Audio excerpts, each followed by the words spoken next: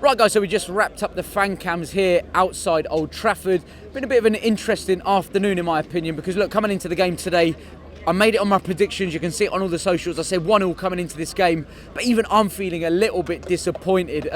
Walking away from the game with a 1-0 draw. The reason I'm disappointed is because after that game I felt United had the onus to really go and get all 3 points, kept Liverpool at bay for large majorities of the game, and that is down to Ole Gunnar Solskjaer's tactics. People have written him off, giving him a lot of flack over recent weeks, but I've got to speak positively about the gaffer today, because look, he changed it up from that 4-2-3-1 to a 3-5-2. He was brave enough to do that after an international break, probably not having a lot of time with his players, but he did it, and credit to him, because Liverpool, before today's game, had 8 out of 8 wins in the Premier League. They sat 100% record at the top of the league. We have nicked 2 points off them today, and people might say yes, and I agree with that. It has felt like we've dropped 2 points today. However, coming into the game, I would have taken a point today. I feared today. I thought it could have got embarrassing if United didn't start well or perform well.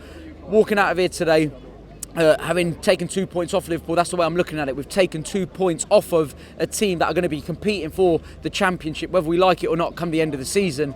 Now, he switched a few things up. I still have question marks over certain people's selection, but I think that's Ole's.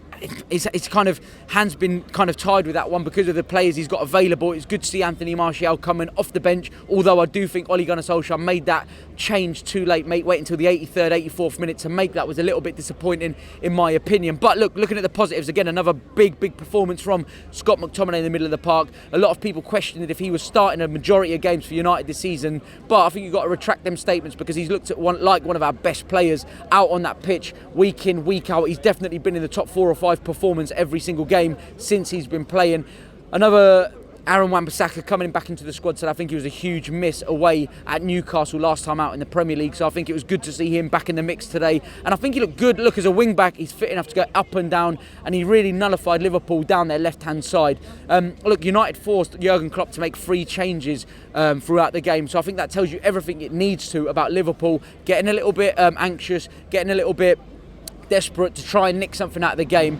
But the disappointing thing for me is that United almost invited pressure on come the second half. We were 1-0 up, and rather than going and pushing and trying to get all 3 points, we kept kind of dropping deeper and deeper, inviting Liverpool on. And look, let's be fair, if you have a Championship contending team with the ball, they're going to move the ball, they're going to wear you out, they're going to tire you out, and I would have liked to have seen Ole Gunnar Solskjaer make changes a little bit earlier on, maybe at 65, 70 minutes.